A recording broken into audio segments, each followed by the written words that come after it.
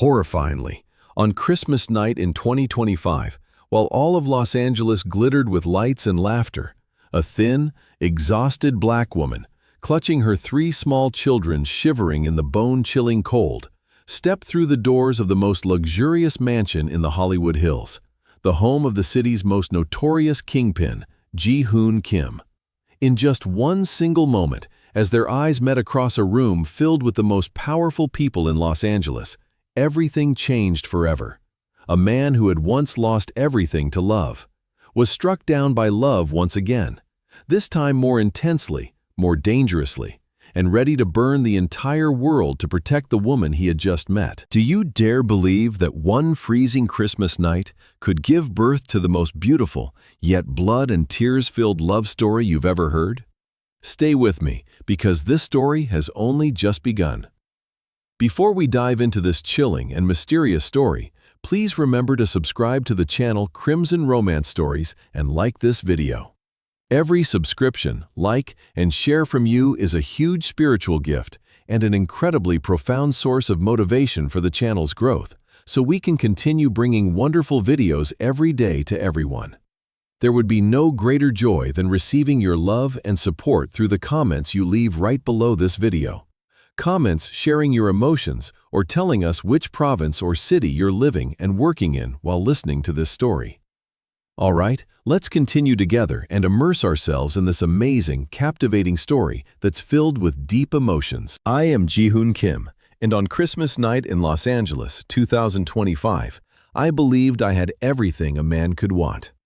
My glass-walled mansion in the Hollywood Hills glittered like a fortress of light above the sprawling city below. Money flowed through my hands like water: casinos, shipping routes, real estate, favors bought and sold in the shadows. Men feared me, respected me, obeyed me without question. My fair skin and Korean features, sharpened by years of discipline, made me stand out in boardrooms and back alleys alike. To the world, I was untouchable, dominant, complete. But inside, I was hollow. Every night, the silence of this 20,000-square-foot house pressed against my chest like a cold hand. The marble floors echoed only my footsteps. The panoramic windows showed a million lights, yet none of them reached the darkness I carried. 15 years ago, my wife, Nia, my beautiful African-American wife, who laughed like summer rain, died in a car that someone tampered with. A message meant for me. Since then, I had raised our son Min-jun alone, pouring every ounce of love I had left into him. But even that love was guarded, careful, afraid. I had built walls so high that no one, not even my own blood, could fully reach me. Tonight, the mansion was alive with the annual Christmas party. Powerful men in tailored suits drank 30-year-old scotch and Korean soju flown in from Seoul.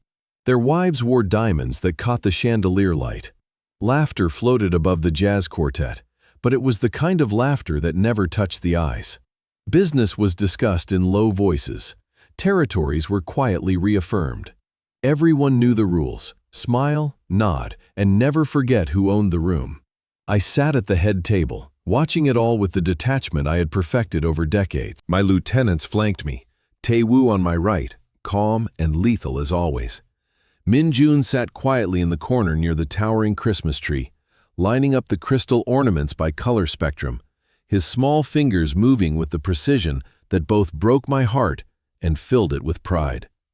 He was 6 now, autistic, brilliant in ways the world could not understand, and still grieving a mother he barely remembered. I checked on him every few minutes, the only softness I allowed myself in public. Then the front doors opened, and everything changed. She appeared like a ghost blown in by the winter wind, thin, trembling, wrapped in a threadbare coat 2 sizes too big. Aisha Thompson. I did not know her name yet, but I would never forget the sight of her. Beautiful, even through the exhaustion carved into her dark skin, her cheekbones sharp from hunger, her eyes huge and haunted, her full lips cracked from cold. She could not have been more than 28, but suffering had aged her beyond her years. Behind her, clutching her legs, were 3 small children. Jada, maybe 5, Malik, 3, Zion, barely 1, huddled in clothes that had been washed until the color faded, shoes with holes letting in the December chill. The room did not fall completely silent at first. Conversations dipped, curious glances were thrown, but no one moved to help. This was my world. People looked away from suffering unless it served them. Aisha stood just inside the threshold, snow melting from her worn boots onto my Italian marble. Her arms were wrapped protectively around her children, as if she could shield them from the stairs, from the cold, from the cruelty of a world that had already taken too much. I saw the humiliation in the way her shoulders curved inward, the way she avoided eye contact with the wealthy guests. She had come here because someone, maybe a desperate agency contact, maybe a whispered rumor, told her the new live-in housemaid position included housing, food, and no questions asked. I had approved the hire myself through layers of staff.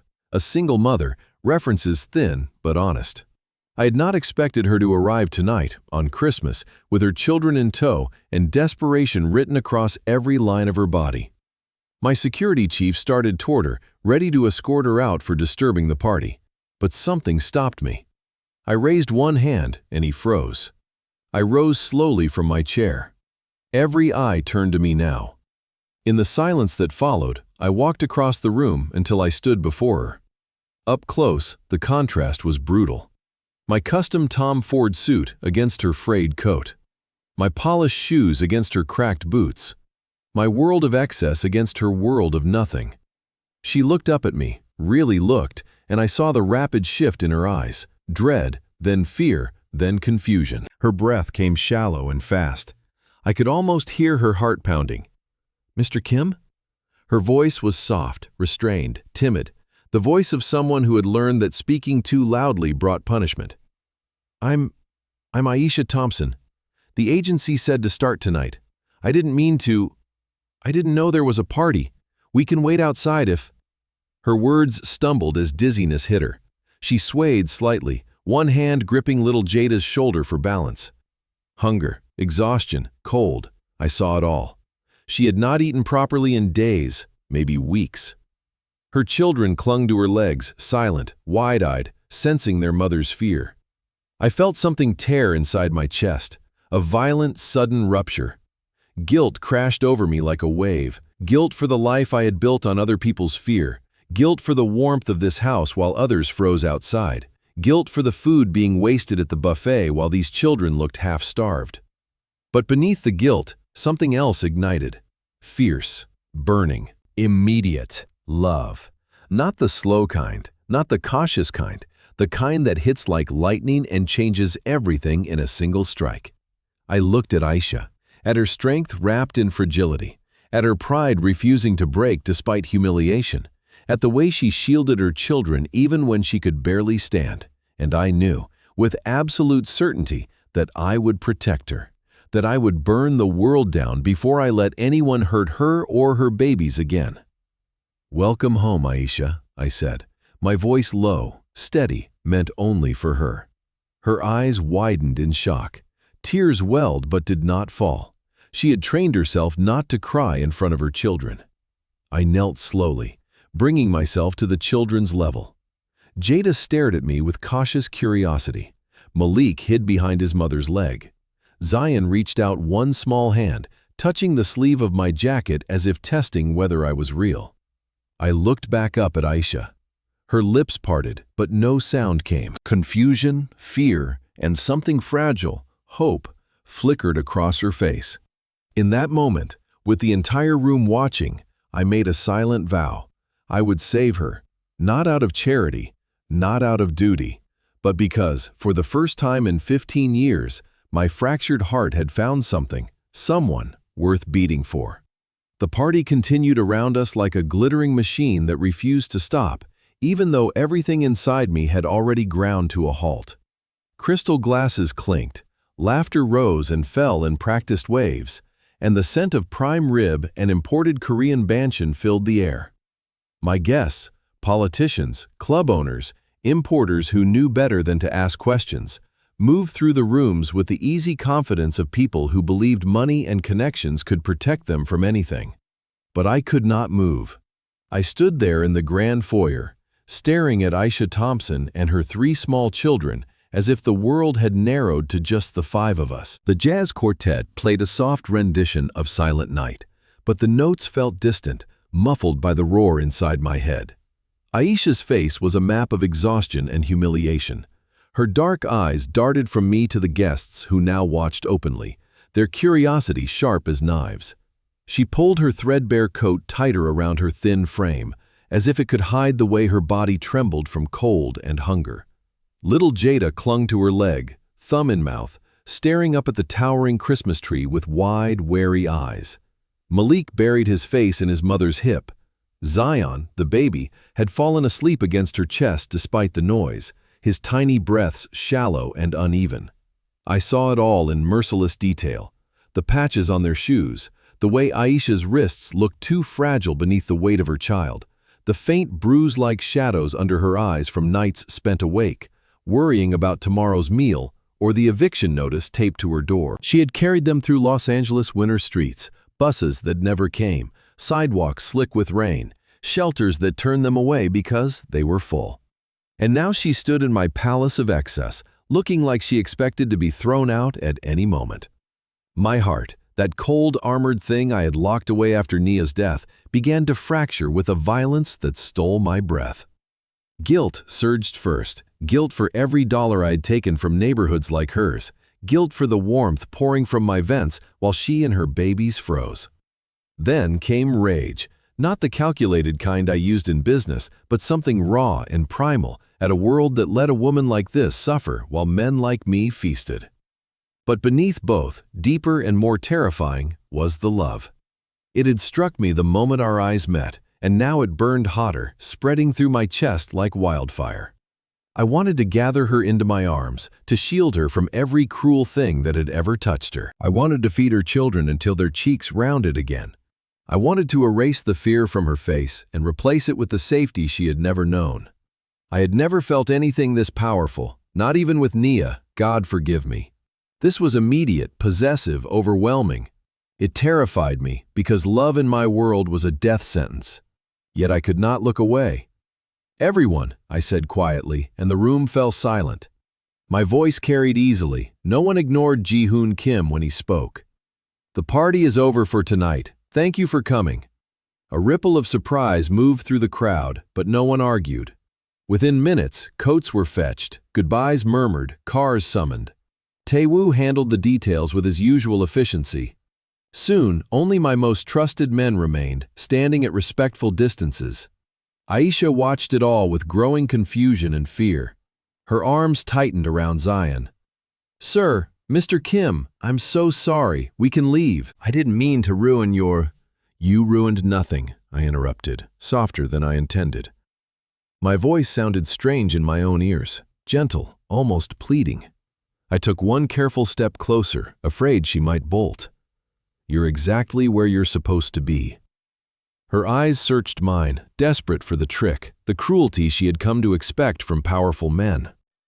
When she found none, dizziness washed over her features. She swayed again, and this time I reached out instinctively, steadying her elbow. Her arm was so thin beneath the coat. The contact sent fire through me, protective, tender, fierce. "Mommy?" Jada whispered, tugging at Aisha's sleeve. "Is the man mad?" Aisha's breath hitched. Tears threatened, but she blinked them back with the stubborn strength that had kept her alive this long. "No, baby," she murmured. He's letting us stay." I knelt once more, bringing myself eye level with Jada. "I'm not mad," I told her gently. "I'm glad you're here, all of you." Jada studied me for a long moment, then offered a tiny, hesitant smile that nearly undid me completely.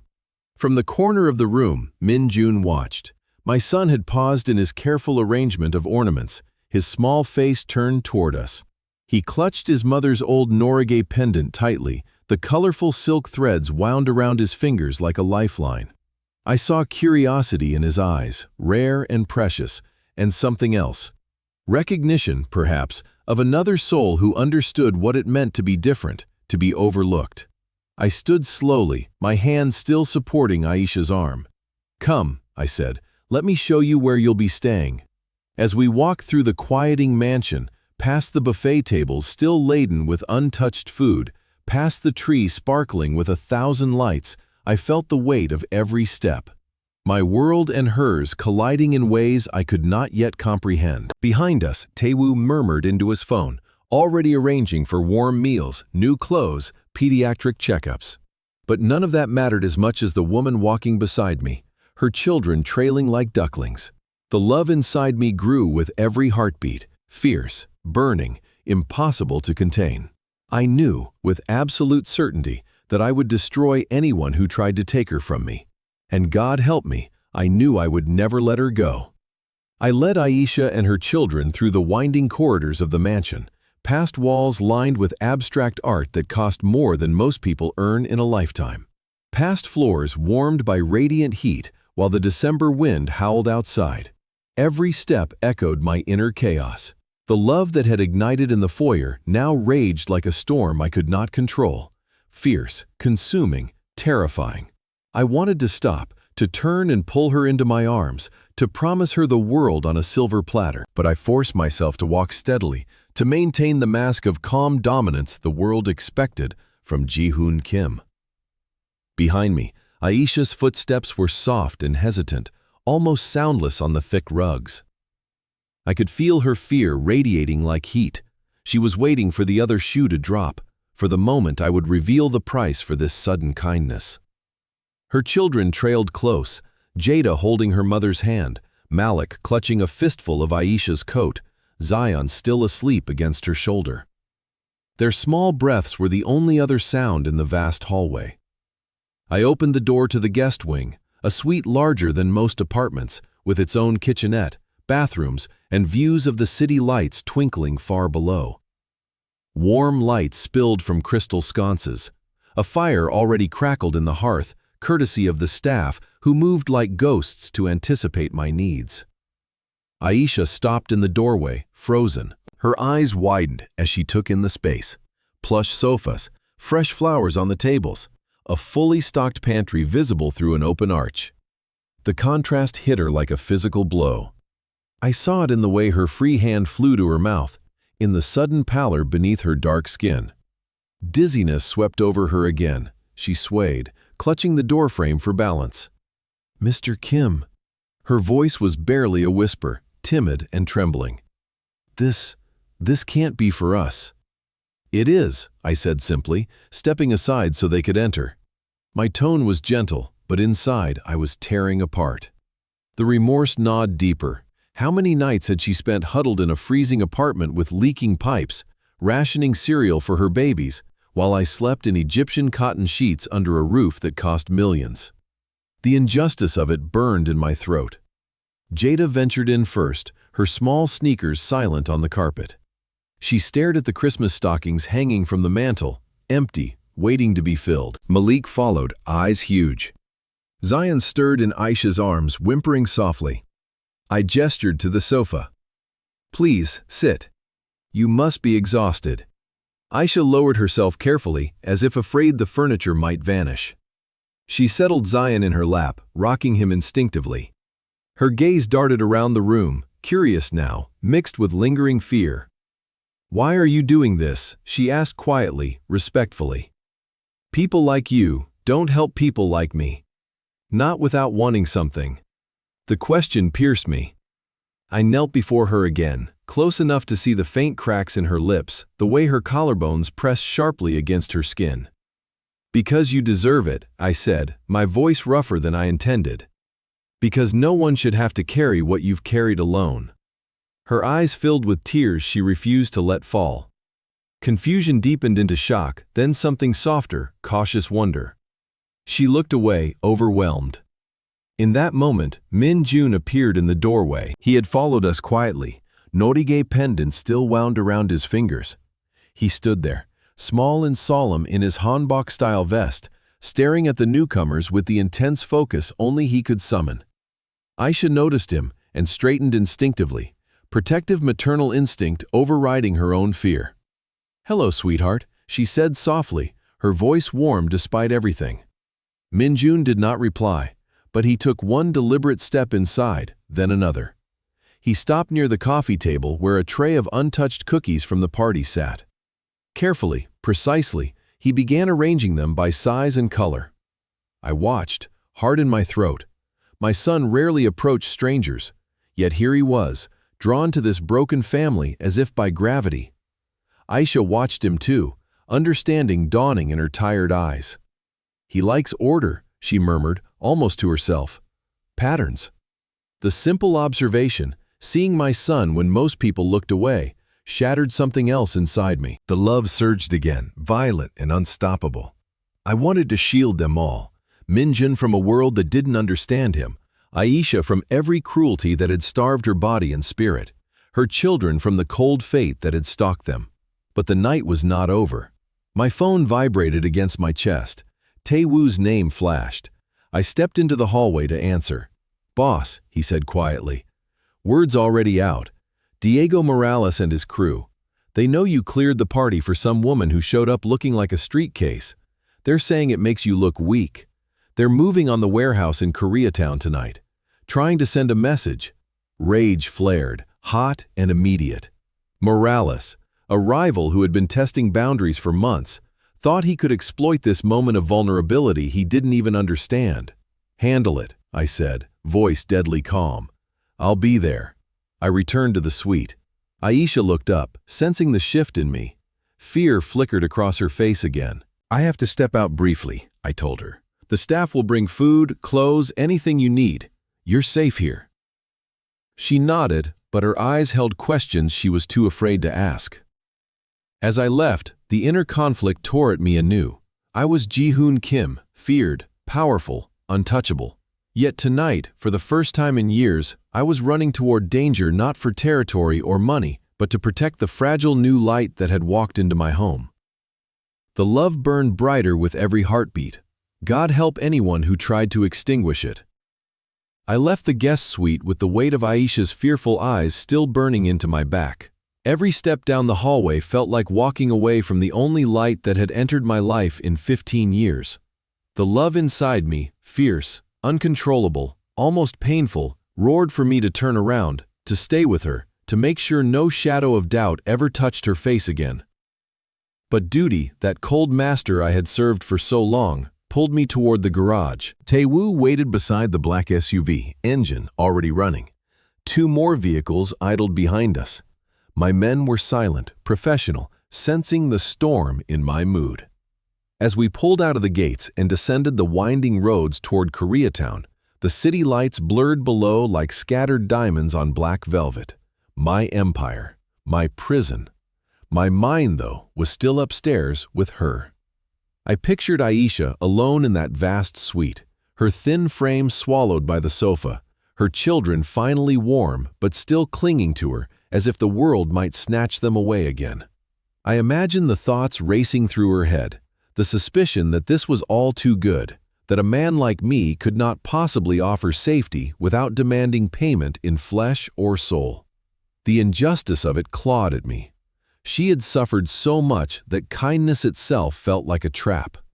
Remorse flooded me anew, violent and unrelenting. How many families like hers had been crushed under the machinery that kept my wealth flowing? How many nights had I slept soundly while she lay awake, counting coins for formula, or listening to her babies cough through winter colds? The guilt was a living thing, gnawing at my ribs, tearing at the walls I had built after Nia's death.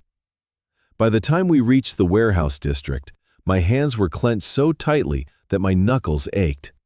The confrontation with Diego Morales' crew was already underway. His men, 6 of them, young and reckless, had forced the gates and were loading crates from my shipment onto their trucks. They froze when my SUVs rolled in, headlights pinning them like insects. I stepped out slowly, the cold night air sharp against my skin. Tae-woo and the others fanned out behind me. No weapons drawn yet. I preferred words first. Fear was a sharper tool when used precisely. The leader, a thick-necked man named Rico, swaggered forward, false bravado masking his nerves. "Mr. Kim," he said, voice loud for his friend's benefit. "Just taking what's owed. Morales says you've gone soft tonight, clearing your mansion for some charity case. Thought we'd help ourselves while you're busy playing Santa." The words hit me like a blade. Charity case. They knew about Aisha. Word traveled fast in the streets, and someone had talked.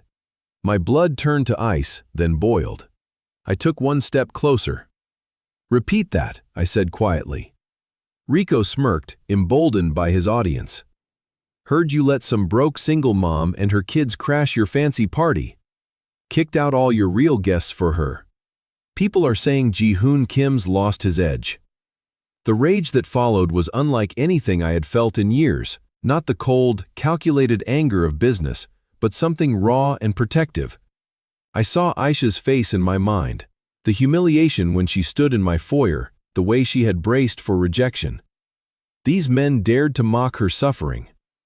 I moved faster than Rico expected. My hand closed around his throat, not squeezing, just holding him still while he realized how easily I could end him. My men shifted, ready. Morales's crew tensed, but stayed back. "You will never speak of her again," I said, voice low enough that only he could hear. "You will forget she exists. And you will leave my property now, empty-handed, or I will make sure Diego Morales learns what happens when he sends boys to do a man's job." Rico's bravado crumbled. He nodded frantically. I released him. They retreated, trucks reversing hastily into the night. But the victory felt hollow, because the whispers were already spreading, and whispers could become threats. I returned home just before dawn, the mansion silent except for the distant hum of the city. I went straight to the guest wing, unable to stop myself. The door was ajar. Soft light spilled into the hallway. I pushed it open quietly. Aisha sat on the floor beside a low table, her children asleep on a nest of blankets and pillows the staff had arranged. She was folding tiny new clothes, soft pajamas, warm socks that had been delivered while I was gone. Her movements were slow, exhausted, but careful, as if afraid to wake them. She looked up when she sensed me. Shock crossed her face, then fear, then something gentler. "Mr. Kim," she whispered, voice timid and respectful. We didn't touch much, just the food, thank you." The sight of her there, safe, warm, but still folding clothes like a servant, shattered me all over again. I crossed the room and knelt beside her, close enough to see the tears she had finally allowed to fall now that her children slept. "You're not a guest here," I said, my voice rough with everything I could not yet say. "You're home." Her breath caught. Confusion, disbelief, then a wave of dizziness that made her sway. I reached out instinctively, steadying her shoulder. She did not pull away. In that quiet moment, with her children breathing softly nearby, and Minjun's norige glinting on the table where he had left it, the love inside me reached a new peak. Overwhelming, aching, eternal. I would protect her from every whisper, every threat, every memory of cold and hunger, even if it cost me everything. Dawn filtered through the mansion's vast windows, painting the hallways in pale gold, but I had not slept. After the warehouse confrontation, I sat in my study, staring at nothing, the love for Aisha warring with the fear that I would only bring more danger into her life. Every time I closed my eyes, I saw her thin face, the way she had folded those tiny clothes with trembling hands, as if preparing for the moment someone would take it all away again. The remorse was relentless now, a living wound that bled with every heartbeat. I rose before the house stirred and went back to the guest wing. The door was still ajar. Inside, the scene stopped me cold. Aisha had moved to the sunlit corner near the Christmas tree that dominated the adjacent living room. The children were awake, dressed in the new pajamas, soft cotton printed with stars and moons. Jada and Malik sat cross-legged on a plush rug, Zion in Aisha's lap. Before them, scattered across a low table, were sheets of white paper, red and green construction paper, scissors, and glue. Craft supplies the staff had quietly provided. Minjun sat with them. My son, my quiet, orderly boy who rarely tolerated anyone in his carefully arranged world, had joined their circle. He was showing them how to fold perfect paper snowflakes, his small fingers guiding Jada's with infinite patience. The norige pendant lay on the table beside him, no longer clutched but shared, its colorful threads catching the morning light. Aisha watched over them all, her face softer than I had yet seen it. The exhaustion was still there, etched in the hollows beneath her eyes, but something new flickered, cautious joy. She had cut simple shapes for Malik, helping him arrange them into patterns. When Minjun placed a finished snowflake in the center and began aligning the others symmetrically around it, Aisha's breath caught. "That's beautiful," she whispered, voice soft and respectful, as if afraid to disturb the moment. "You see the balance, don't you? How everything fits." Minjun nodded once, solemn. "Symmetry makes it strong." Jada looked up at Aisha. "Mommy, can we hang them on the big tree?" Aisha hesitated, glancing toward the towering 15-foot fir still adorned only with professional ornaments, crystal and gold, impersonal perfection. "I don't know, baby. It's not our tree." In that instant, the spontaneous act happened. Aisha set Zion gently on the rug, rose with careful movements, still unsteady from hunger and sleepless nights, and walked to the tree. She reached up, her thin arm trembling slightly, and carefully removed one of the cold crystal stars. Then she took the first paper snowflake Minjun had made, folded with such precision, and hung it in its place. The room went still. Minjun stared, eyes wide. Then, without a word, he stood and brought her another. Aisha hung it higher. Jada and Malik followed, giggling softly as they handed up their crooked but earnest creations. One by one, the perfect, expensive ornaments came down. In their place went handmade snowflakes, some symmetrical masterpieces from Minjun, others lopsided hearts and stars from the little ones. Aisha's eyes filled as she worked. I saw the emotions crash through her in waves. Fear that she had overstepped, confusion at being allowed this freedom, then a deep, aching gratitude that made her sway. She pressed a hand to her chest as if to steady her heart. I stood in the doorway, unseen at first, and felt my own heart rupture. This woman, who had known only rejection and cold nights, who had carried her babies through eviction notices and empty refrigerators, was giving my son something no amount of money ever could. Acceptance, inclusion, joy in his patterns. The love inside me reached a new, unbearable peak. It was no longer just protection I felt. It was devotion, fierce, consuming, eternal.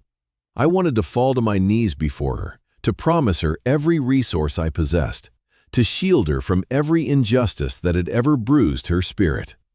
Minjun noticed me first. He looked up, then pointed to the tree. "Look, Appa, she understands." Aisha turned, startled. Shock flooded her face when she saw me watching. She stepped back instinctively, fear returning in a rush. "Mr. Kim, I'm sorry. We shouldn't have touched your tree. I'll take them down." "No," I said, my voice rough with emotion I could barely contain. I crossed the room in 3 strides and stopped before the tree. The paper snowflakes fluttered gently in the warm air from the vents. Imperfect, beautiful, alive. I reached out and touched one of Minjun's perfect creations. This is how it should be. Aisha's breath hitched. Tears spilled over this time, silent trails down her cheeks.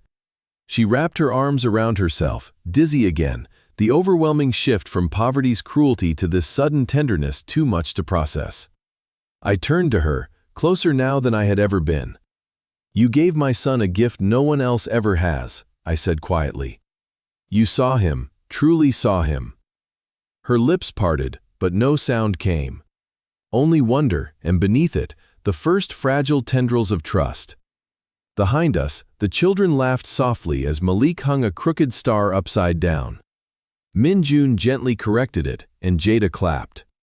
In that moment, with paper snowflakes catching the morning light and 4 children playing together as if they had always belonged, I knew I would never be the same. The love burned brighter than ever, passionate, unstoppable, redemptive, and I swore silently that no rival, no injustice, no shadow from my world would ever touch this light again.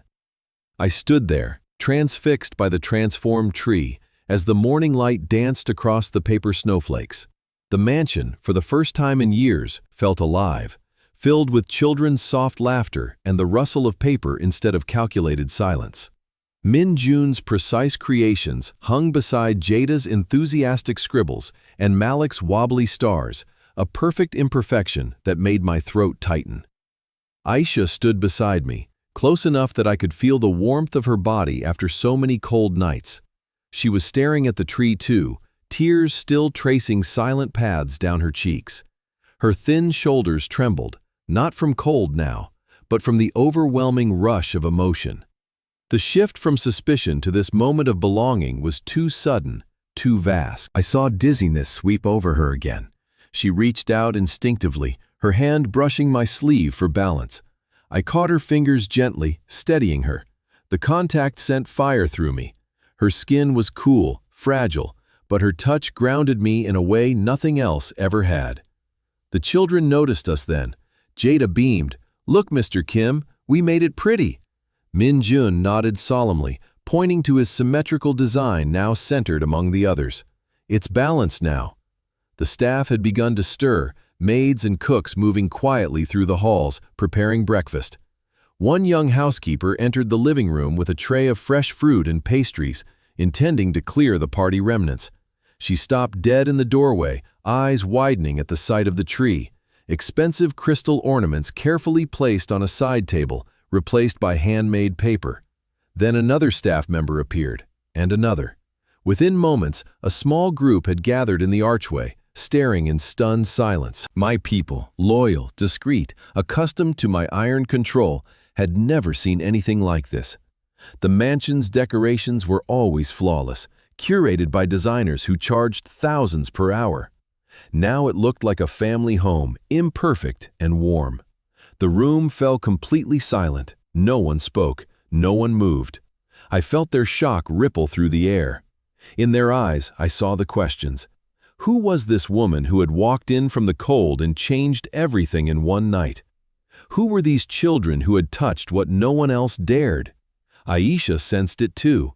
She pulled her hand from mine, stepping back, fear flooding her features again. The old humiliation returned, the knowledge that she was an outsider, poor and powerless in a world of wealth. Her breath came faster. "I'm sorry," she whispered, voice timid and breaking. "We'll fix it. I'll put it all back." "No," I said firmly, loud enough for everyone to hear. My voice carried the authority that had commanded fear for decades. But now it held something new, protectiveness, fierce and unyielding. I turned to the staff. "This is how the tree stays. From now on, this is how the house is." They nodded quickly, retreating without a word. But the silence lingered, heavy with the realization that Ji-hoon Kim had changed. Aisha stared at me, confusion deepening into shock. Her knees buckled slightly. I caught her elbow before she could fall. "Why?" she breathed, barely audible. "Why are you letting us do this?" "Because I love you." The words burned on my tongue, desperate to escape, but I held them back. Instead, I guided her to the sofa, sitting beside her as the children returned to their play. Min Jun began teaching Malik how to fold a new snowflake, patient and focused. I looked at Aisha, really looked. The emaciation from months of skipped meals, the dark circles from sleepless nights listening for eviction knocks, the cracked lips from winter winds that offered no mercy. And yet, her beauty shone through it all, resilient and radiant. The inner turmoil reached a new peak. Remorse crashed over me for every indirect way my world had contributed to hers. The high rents in neighborhoods I owned, the protection fees that squeezed small lives dry. The love surged in response, violent and passionate, demanding I make it right. Outside, my phone vibrated again.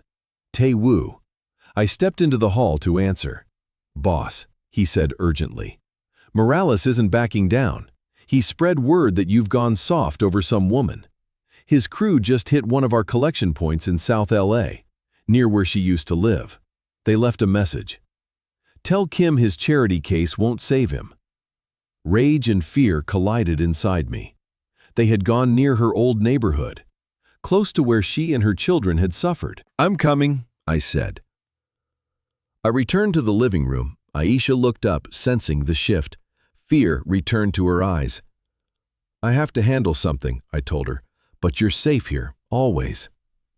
She nodded, but I saw the old dread resurface, the fear that kindness always came with a price, that safety was temporary. As I left, the paper snowflakes fluttered in the warm air behind me. The love burned hotter than any rage. I would end this threat, not for territory, not for pride, but for her. For the woman who had made my cold house feel like home with nothing but paper and kindness. And God help anyone who tried to take that from us. I left the living room with the image of those paper snowflakes burned into my mind, but the confrontation in South LA pulled me away like a chain around my neck. The drive through the pre-dawn streets was a blur of rage and fear. Morales's men had not just stolen from me, they had struck close to where Aisha's old life had crumbled. I could not shake the thought that their boldness came from believing I was distracted, weakened by kindness. Tae-woo drove in silence. We met 3 of my most trusted men at a quiet corner near the collection point. Morales's crew, 4 of them, lingered nearby, loading the last crates into a van, laughing as if they had already won. I stepped out alone. The laughter died the moment they saw me. The leader, a wiry man named Luis, straightened, false confidence cracking. "Mr. Kim," he said, voice too loud. "Just finishing up. Morales sends his regards." I walked forward slowly, hands in my coat pockets. "Tell Morales," I said, voice low and even, "that the next time he sends boys to play in my territory, I won't be so understanding." Luis glanced at his friends, then back at me. "Word is you're busy with family matters now, some woman and kids taking up your time. We figured you wouldn't mind sharing a little." The insult to Aisha ignited something feral inside me. I moved without thinking, closer, until Luis had to crane his neck to meet my eyes. My men shifted behind me, ready. "You figured wrong," I said. "Everything I have is mine, and anyone who touches it answers to me." The standoff lasted only seconds. Luis saw the truth in my eyes, the promise of consequences he could not outrun, and backed down. They left the crates, climbed into their van, and drove away without another word. Victory again, but it tasted like ash. I returned home as the sun rose fully, exhaustion and turmoil warring inside me. The mansion was quiet, the staff moving with careful respect. I went straight to the private family wing on the 2nd floor, a place no guest had ever entered. The door to Minjun's playroom was open. Inside, I found them. Aisha sat on the floor with my son and her children, a large picture book open between them. Minjun pointed to illustrations of constellations, explaining patterns in his precise, quiet voice. Jada listened raptly. Malik traced stars with his finger. Zion slept in a portable crib the staff had provided, finally peaceful. Aisha looked up when I entered. Her face, still marked by the shadows of hunger and sleepless nights, softened, then filled with cautious concern. "Mr. Kim," she whispered, respectful and timid. Is everything okay?" The question undid me. I closed the door behind me, shutting out the world. This was private now, sacred. I knelt on the rug, bringing myself to their level.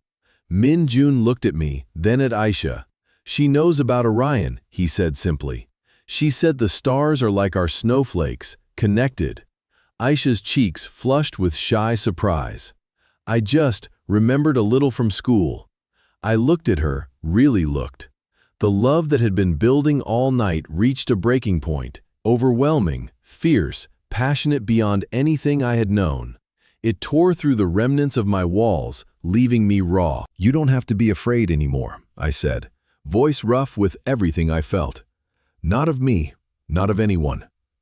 Her breath caught. Shock widened her eyes. Then came the dizziness again, the sudden, numbing wave of realizing this was real. Tears welled, spilling over before she could stop them. She pressed a trembling hand to her mouth, body swaying as emotion ruptured through her. "I don't understand," she whispered, voice breaking. "Why me? Why us?" I reached out slowly, giving her time to pull away. She didn't. I cupped her cheek gently, thumb brushing away a tear. Her skin was soft, despite everything it had endured.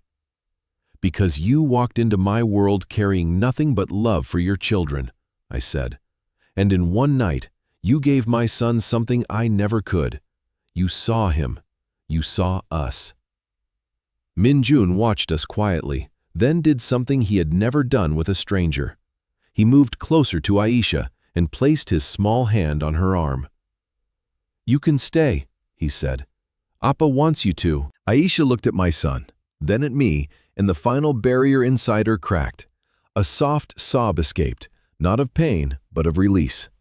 Years of cold nights, empty cupboards, humiliation, and fear poured out in that single sound. I pulled her gently into my arms, careful, as if she might shatter. She resisted for only a heartbeat, then collapsed against me, face buried in my shoulder. Her body shook with silent tears. The children watched with wide eyes, sensing the shift but not understanding it yet. I held her as if she were the most precious thing in my empire, and she was. In that private room, with paper snowflakes visible through the open door and my son's norage on the table beside us, the acknowledgement was complete. She was no longer a rescued stranger. She was the woman who had thawed my frozen heart.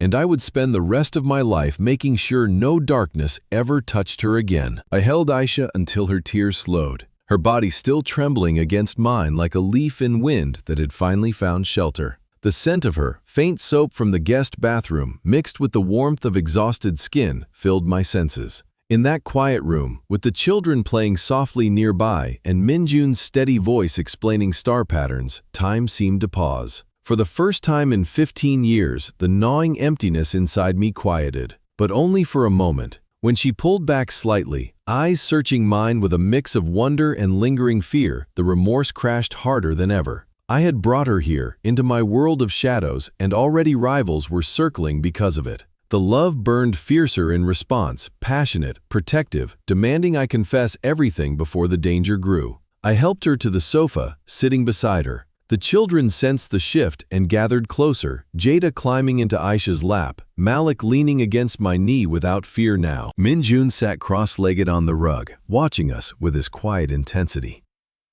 "There's something you need to know," I said softly. My voice carried the weight of years. "About my family. About why this house has been so empty." Aisha's hand tightened on Jada's small back. Caution returned to her eyes, but curiosity too. "You don't owe me explanations, Mr. Kim." "Ji-hoon," I corrected gently. "And yes, I do. If you're going to stay, if I have any hope of keeping you safe, you deserve the truth." I rose and crossed to a locked cabinet in the corner, one no staff ever touched. Inside, behind financial ledgers and secured documents, was a small leather album. I had not opened it in years. My hands shook slightly as I brought it back. I sat again, closer this time, and opened the album on my lap. The first photograph showed a beautiful woman, dark-skinned, radiant, smiling at the camera with eyes full of life. She held a newborn wrapped in a hospital blanket. Aisha's breath caught. "She's beautiful." "My wife," I said, voice rough. "Nia. She was African American. We met 20 years ago when I was still building everything. She saw past the power, past the danger. She made me believe I could be more than what the streets demanded." I turned the page. More photos. Nia laughing at a beach, pregnant with Min-jun, then holding him as a toddler, his small hand clutching the norage she had tied for him. A gift from my mother, blending our worlds. Aisha stared, shock widening her eyes. "Min-jun's mother was black?" I nodded. "She died 4 years ago. A car accident the police called random, but I know better. It was a message meant for me, from someone who wanted to hurt me the deepest way possible." The words hung heavy. Aisha's face paled. Fear flickered, then deeper understanding. She reached out tentatively, her thin fingers brushing the photo of Nia holding baby Min-jun.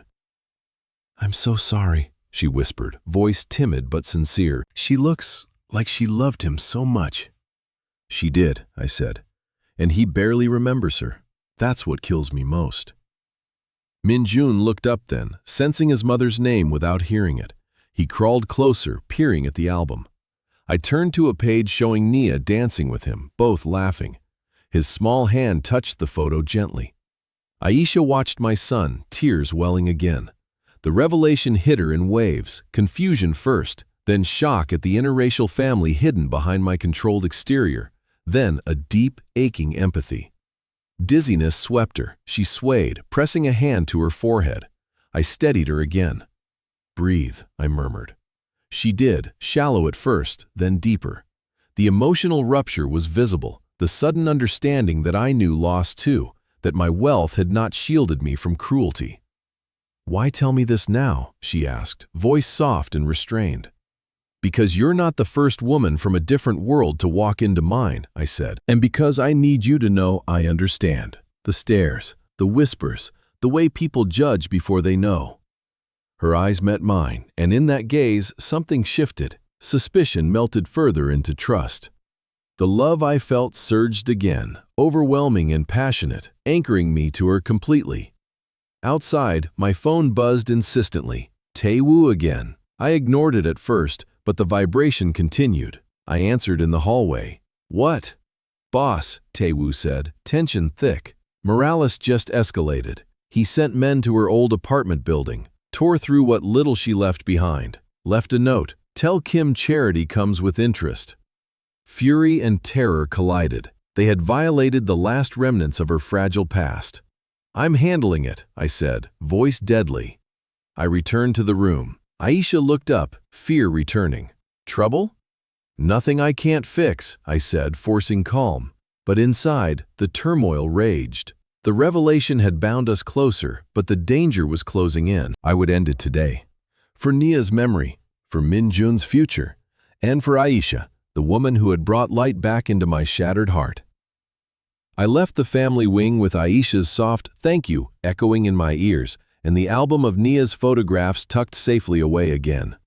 The revelation had bridged something between us, but the threat from Morales gnawed at me like acid.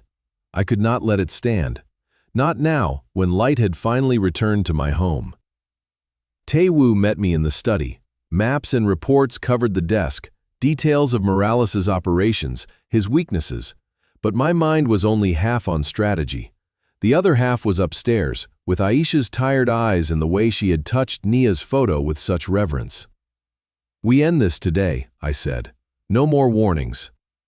We moved quickly. By midday, my men had located Morales's main warehouse in the arts district. I went personally, something I rarely did anymore. The confrontation was brief and tense. Morales himself waited inside, surrounded by his lieutenants, arrogance masking his fear. He smirked when I entered. "Kim, come to beg for your stolen goods back?" I stopped a few feet away. "You made a mistake," I said quietly. "You went after what's mine." He laughed. "The woman?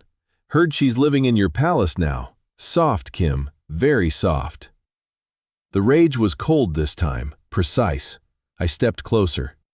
"Her name is Aisha Thompson. She has 3 children, and because of you, they almost didn't make it through last winter." Morales's smirk faltered. "You will pull your people out of every neighborhood you've touched," I continued.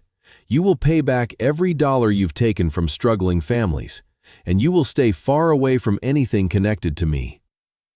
He tried to bluster, but my men had already positioned themselves.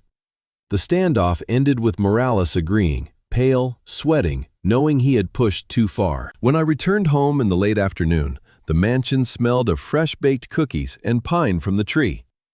The children's laughter drifted from the kitchen. I followed the sound.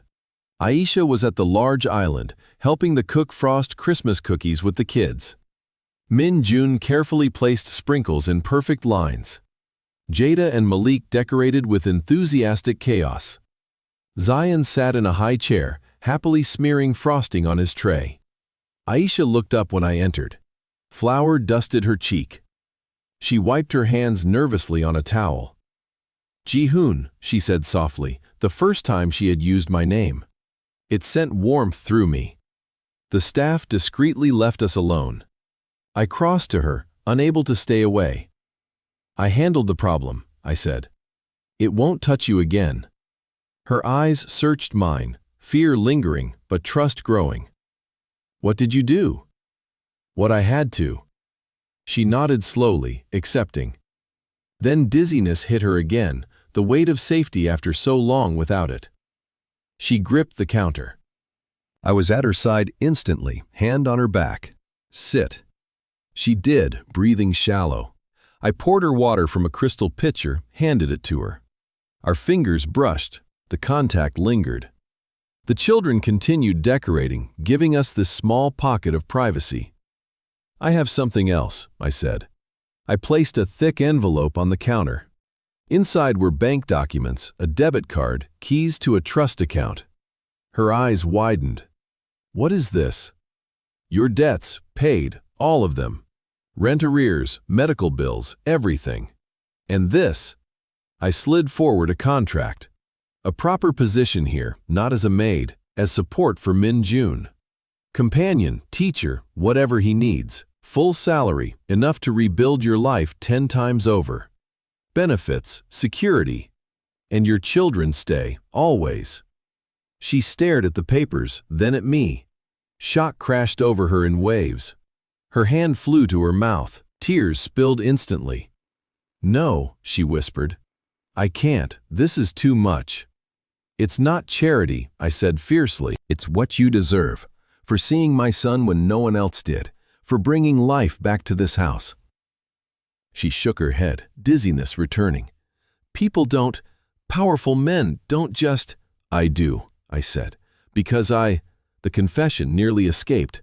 I swallowed it. "Because you and your children belong here now." The emotional rupture was complete.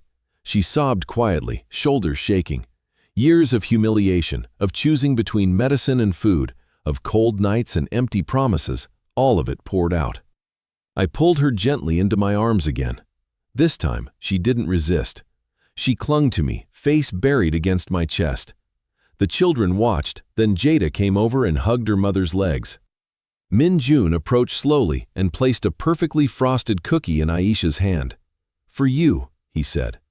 Aisha laughed through her tears, a broken, beautiful sound.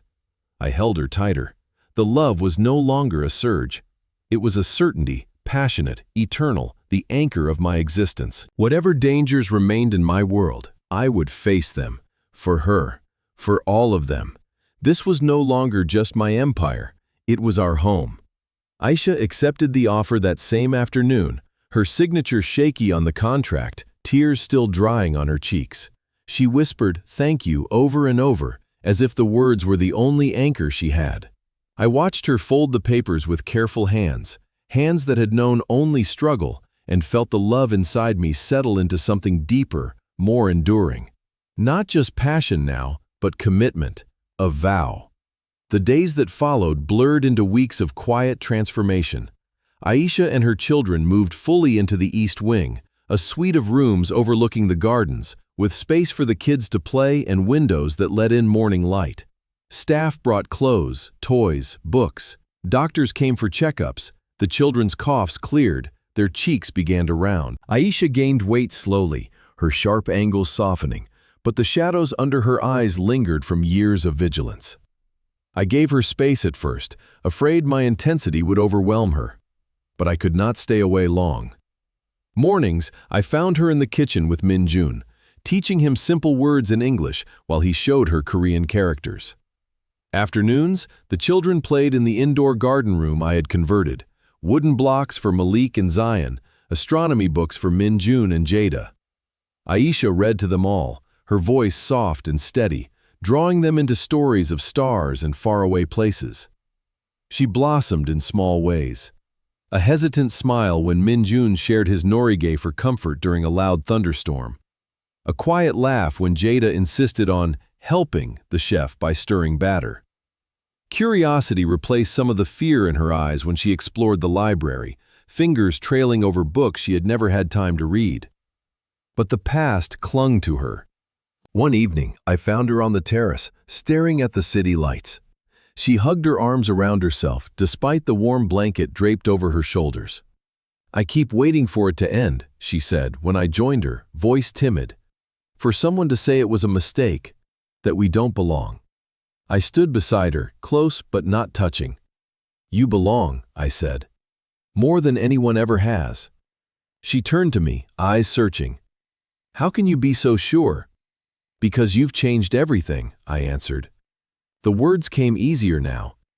Min-jun speaks more, smiles more, because of you. Her breath hitched, dizziness flickered across her face again. The ongoing shock of safety after so much cruelty. She swayed, I caught her waist gently. This time, she leaned into me. The bonds grew in quiet moments. Min-jun began calling her Auntie Aisha, testing the word carefully. Jada asked if she could call me Uncle Ji-hoon. Malik fell asleep on my lap one night during story time. Zion reached for me without hesitation. Aisha watched it all with growing wonder, but suspicion lingered too. The ingrained belief that happiness was temporary. Then the injustice struck again. A letter arrived from her old landlord, forwarded by the agency. Despite the debts being paid, he claimed damages from her sudden departure, threatening legal action if she didn't pay thousands more. It was absurd, cruel, a final kick from a system that preyed on the vulnerable. Aisha read it in the kitchen, face paling. Her hands shook so badly she dropped the paper. I thought it was over, she whispered. Tears came fast. We can't go back to that. I took the letter, rage cold and precise. You won't. I handled it that day. A call, a visit from my attorney. The claim vanished. But the damage lingered in Aisha's eyes. The reminder that the world outside these walls still hunted the weak. That night, she came to my study. The children were asleep. She stood in the doorway, hesitant. I don't know how to thank you, she said softly. You don't have to. She stepped closer. You keep saving us, over and over. I rose, crossing to her. The love, fierce, passionate, all-consuming, rose like a tide. Because I can't not, I said. Because you're everything. Her eyes filled. Shock, then emotional rupture. She reached for me this time, hands on my chest. I pulled her close, holding her as she cried, not from fear now, but release. We stood like that for a long time, the city lights glittering below, the house quiet around us. The bonds deepened. Min-jun shared his music box lullaby with Zion. Jada drew pictures of our family. Aisha began helping with Min-jun's routines, understanding his needs instinctively. And every day the love grew, tentative for her, overwhelming for me. I knew the dangers hadn't ended. Rivals still watched. But in these growing bonds, I found strength I never knew. This was no longer rescue. It was family, and I would protect it with everything I had. The weeks turned into a rhythm I had never known. Mornings filled with children's voices echoing through halls that had once been silent. Evenings with Aisha's soft laughter mingling with Min-jun's quiet explanations. The mansion breathed now. It lived. But so did the tension inside me. Every glance at Aisha stoked the fire. The love had become a constant ache, passionate, demanding, barely contained. I found excuses to be near her, helping with dinner preparations, reading to the children at bedtime, walking the gardens when the little ones napped. Each moment deepened the pull. She felt it too. I saw it in the way her eyes lingered on me, in the flush that rose on her cheeks when our hands brushed passing a book or plate. The suspicion had faded almost completely, replaced by a cautious warmth that made my heart pound. Late nights became our unspoken ritual. After the children slept, I would find her in the kitchen or library, unable to rest. She still carried the habit of vigilance from years of danger lurking outside thin apartment walls. I would bring tea, chamomile for her, green for me, and we would sit. One such night, moonlight streamed through the tall windows of the conservatory. The children had built a blanket fort earlier. It remained, a soft mound in the corner. Aisha sat on the window seat, knees drawn up, staring at the city below. I joined her silently, setting the cups down. I used to look out windows like this in magazines, she said quietly, voice soft and reflective, dreaming what it would feel like to be safe inside one. "And now?" I asked. She turned to me. The moonlight caught the curve of her cheek, the fullness that had returned to her face. "It feels unreal, like I'm waiting to wake up."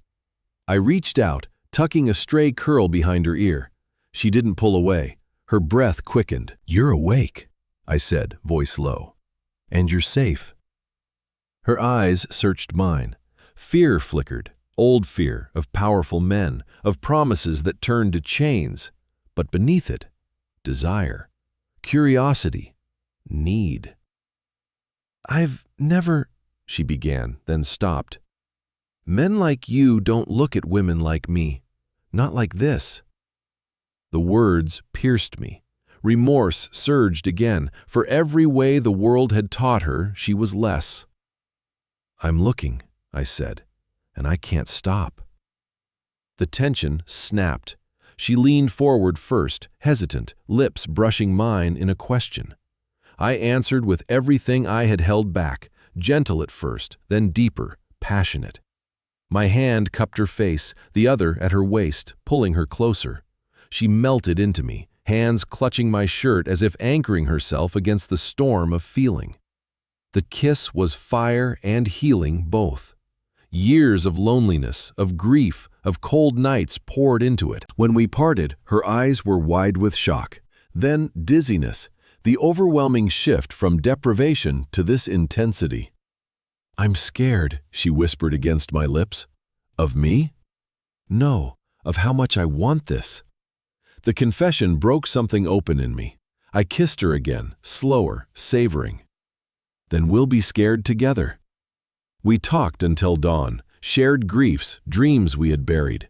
She spoke of cold nights choosing between heat and food, of humiliation at food banks, of holding her babies through fevers with no medicine.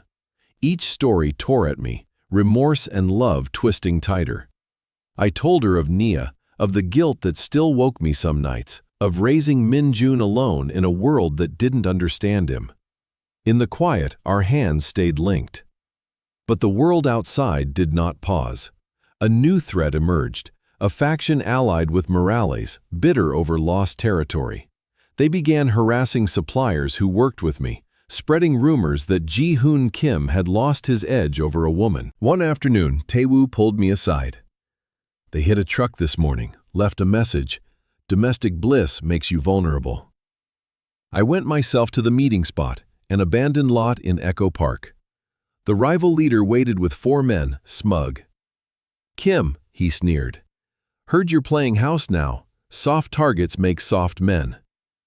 I stepped close. "Touch anything connected to my home," I said quietly, "and you'll learn how wrong you are." The standoff was tense, words sharp, but they backed down when my men emerged from the shadows. I returned home unsettled. Aisha met me in the foyer, sensing the storm. "What happened?" "Nothing that touches you," I said. But that night, as we sat together again, this time on the sofa, her head on my shoulder, the tension between us grew impossible to ignore. I traced her jaw gently. "I need you to know," I said, voice rough. "This isn't temporary. You're not a guest. You're." She waited, breath held. "Everything," I finished. Tears filled her eyes again. She kissed me this time, fierce, passionate, all the gratitude and longing she had carried alone. The romantic tension crested, no longer rising but here, real, burning, mutual. In her arms, I found peace I had never known, and in mine, she found the safety she had never dared dream. Whatever threats waited outside, we would face them together. The love was no longer just mine, it was ours. The romance between us had become a quiet flame, steady, warming every corner of the mansion. We stole moments, a kiss in the shadowed hallway after the children slept, her hand in mine during evening walks in the garden, whispered conversations that stretched into the early hours. Aisha's laughter came more easily now. Her body had filled out, the sharp edges of hunger softened. She moved through the house with growing confidence, helping Min-jun with his routines, reading to Jada, chasing Malik and Zion through the sunlit rooms. But I carried the weight of knowing my world could shatter it all. New Year's Eve approached. The staff prepared a small celebration, just us, the children, a quiet dinner, fireworks on the terrace. I wanted it perfect for them. For her. That evening, as snow began to fall lightly over the hills, Aisha stood in the kitchen in a simple dress I had bought her, deep blue, bringing out the warmth in her skin. She smiled at me over the counter, frosting a cake with the kids. Min-jun arranged candles in perfect symmetry. I watched them, heart full to bursting. The love was no longer rising tension, it was life itself. Then the lights went out. Not a flicker, a complete blackout. The mansion plunged into darkness. Backup generators should have kicked in instantly, but they didn't. Tae-woo's voice crackled over the intercom seconds later. "Boss, breach, east perimeter, multiple intruders." My blood turned to ice. I moved fast. "Aisha, take the children to Min-jun's room. Lock the door." Panic button under the desk. Her face drained of color. Fear crashed over her, the old terror of danger finding her again. "Ji-hoon, go, now." She gathered the children, her voice steady for their sake despite the tremor. Min-jun clutched his norige. Jada whimpered. They disappeared down the hall. I armed myself from the study safe and met Tae-woo and the guards in the foyer. Outside, shadows moved against the snow. 6 men, maybe more, cutting through the fence. They had come on the one night I had let my guards soften. We engaged in the garden. Floodlights snapped on from hidden positions.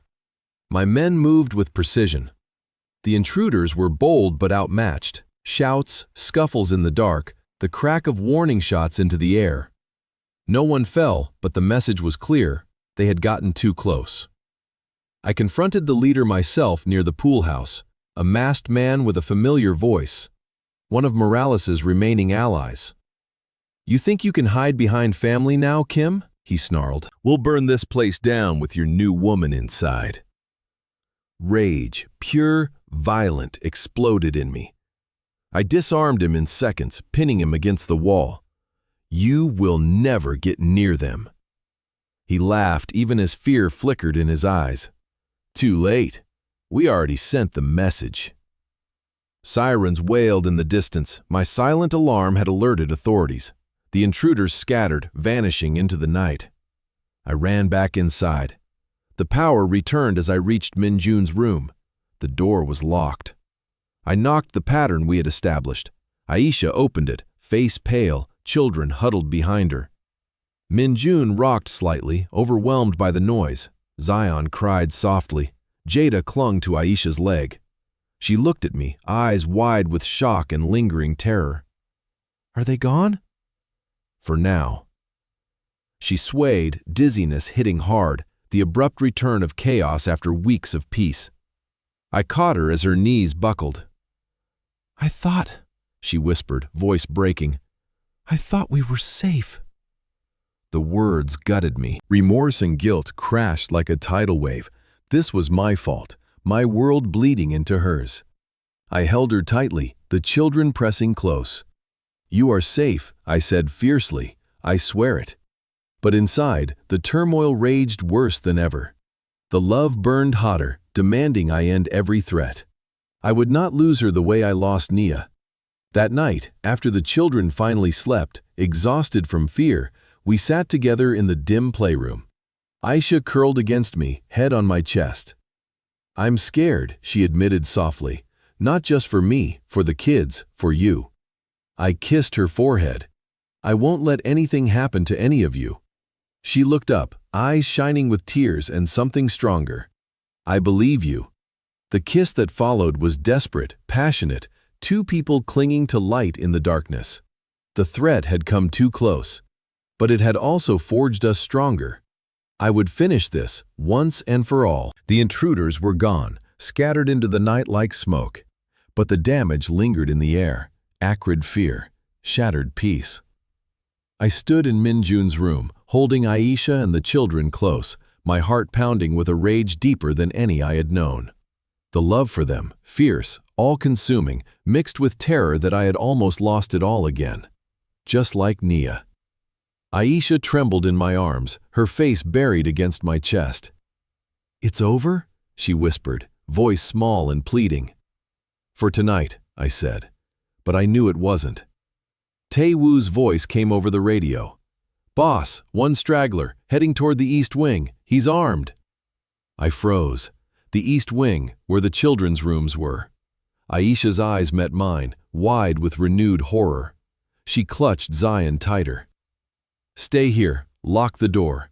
I kissed her forehead hard, then ran. The hallway was dark, emergency lights casting long shadows. I moved silently, gun in hand. Footsteps echoed ahead, frantic, desperate. The intruder had realized he was cut off from escape and was trying for leverage.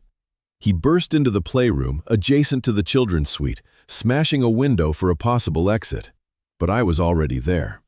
He spun, raising his weapon, a young man, masked, eyes wild with panic.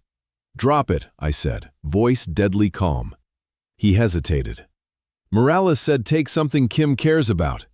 The words ignited everything. I lunged forward, disarming him in a blur. We struggled, close, brutal, but controlled. He fought like a cornered animal.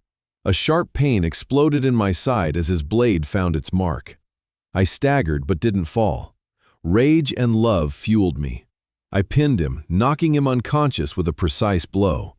Only then did the pain hit fully. Warm blood soaked my shirt. I pressed a hand to the wound, leaning against the wall. The room spun. Footsteps, Aisha. She had heard the struggle, couldn't stay hidden. She appeared in the doorway, face ashen. "Ji-hoon!" She ran to me as I slid down the wall, legs giving out. Blood pooled beneath me. "No, no, no!" She dropped to her knees, pressing her hands over the wound, tears streaming. "Help! Somebody help!" Guards rushed in, Tae-woo barking orders for a doctor.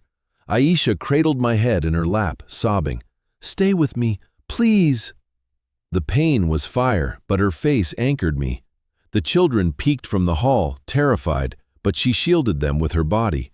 I looked up at her, beautiful even through tears, strong despite everything the world had thrown at her. "I love you," I said, the words finally free, raw, and certain. The confession poured out in Korean first, saranghae, then English. "I've loved you since the moment you walked in that door, since you saw my son, since you brought light back." Shock crashed over her. Her hands shook harder, blood staining them. "Don't say goodbye," she begged. "Don't you dare." "Not goodbye," I whispered, gripping her hand. "Promise, I'm not leaving you." The room filled with chaos, guards, medical kit, pressure on the wound. But in that moment, it was just us. Her tears fell on my face. "I love you too," she said, voice breaking. "So much it scares me. Don't make me lose you." The emotional rupture was complete. For her, raised in poverty's cruelty, suddenly facing loss of the one man who had given her everything. The pain was numbing, dizzying. She swayed even as she held me. For me, the remorse of bringing danger to her door, the guilt of almost repeating Nia's fate, the violent inner storm, crested in that confession. Love had saved us both, and it would again. Doctors arrived quickly, my private physician, then ambulance. The wound was deep but clean. Surgery waited, but I would live. As they loaded me onto the stretcher, Aisha walked beside me, hand in mine, children following with guards. In the blood and chaos, our love had been forged unbreakable. I had taken the blade meant for her world, and I would do it 1,000 times over. For her, for our family. Recovery came slowly, but it came. The wound healed into a clean scar along my ribs, a permanent reminder of how close I had come to losing everything. Doctors visited the mansion daily at first, then weekly. I spent those early days in bed, surrounded by the people who had become my world. Aisha never left my side. She brought trays of soup she made herself, simple chicken noodle, the kind her mother taught her, rich with carrots and herbs from the garden. She read to me when pain kept sleep away, her voice soft and steady. The children visited in shifts, Min-jun sitting quietly with his astronomy book, Jada drawing get-well cards with hearts and stars, Malik and Zion curling up for naps against my good side. The love between Aisha and me deepened in those quiet hours. No longer stolen kisses in shadows, but open tenderness. Her hand in mine, her head on my shoulder as we watched the sunset from the bedroom balcony. We spoke of the future now, not fears. Plans for the children's schooling, for travels we might take, for a life woven together. One afternoon in early spring, when I could walk the gardens again, I took her to the old oak tree where Nia and I had once carved our initials. The bark had grown over them, but I traced the faint lines anyway. "I want something new here," I said. I pulled from my pocket a small wooden plaque I had commissioned, simple maple, engraved with all our names. Ji-hoon, Aisha, Min-jun, Jada, Malik, Zion. Beneath, a single line, "Family chooses us." Aisha's eyes filled as I hung it on a sturdy branch. She touched each name, fingers lingering on hers and the children's. "This is real," she whispered, voice thick. "We're really here." I pulled her close. Forever, we married quietly that summer, in the garden under strings of soft lights. No grand affair, just us, the children, Tae-woo as witness, and the minister who understood discretion. Aisha wore a simple white dress that flowed in the breeze. Min-jun carried the rings on a silk pillow. Jada scattered flower petals. Malik and Zion toddled behind, giggling. When I kissed her as my wife, the children cheered. Min-jun smiled, wide, genuine, rare. The threats faded. Morales' allies scattered or submitted. My empire shifted too, more legitimate ventures, fewer shadows.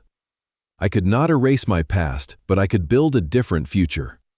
Years passed in a rhythm of ordinary miracles. Min-jun thrived in a specialized school, his brilliance guided gently. Jada discovered dance. Malik loved baseball. Zion, the youngest, followed me everywhere, calling me Appa without hesitation. Aisha blossomed fully. She finished the college courses she had always dreamed of, earning a degree in early childhood education. She turned part of the mansion into a small learning center for neighborhood children who needed extra help. Knowledge shared freely, life lesson by life lesson. We faced challenges, of course. Whispers about our interracial family, curious stares, moments when old fears resurfaced for her, the memory of cold nights and empty cupboards. But we faced them together. One evening, years later, we sat on the same terrace where she had once confessed her fear of waking from the dream. The children, older now, played in the yard below. Min-jun teaching the younger ones about constellations with a telescope I had bought him. Aisha leaned against me. I used to think love like this only happened in stories. I kissed her temple. It happens when people choose it, every day. She smiled, eyes shining. Knowledge of that kept me going through the hardest times. The life lesson that kindness exists. That education of the heart matters most. We watched our blended family, proof that love transcends skin color and social class. Wealth and poverty cannot stop compassion. Humanity wins when we see each other truly. Knowledge shapes us. Life lesson guides us. Education opens doors. Knowledge builds bridges. Life lesson heals wounds. Education empowers dreams. Knowledge reminds us we are more alike than different. Life lesson teaches forgiveness. Education lights the way forward. To everyone watching this story, may good health fill your days, joy light your hearts, and peace visit you every evening. If this tale touched you, please subscribe to Crimson Romance Stories, like this video, and share it with someone who needs hope today. Tell us in the comments, how did this story make you feel? Does it connect to moments in your own life? Share your thoughts, your emotions. We read every one. Goodbye for now. I look forward to seeing you in the next video.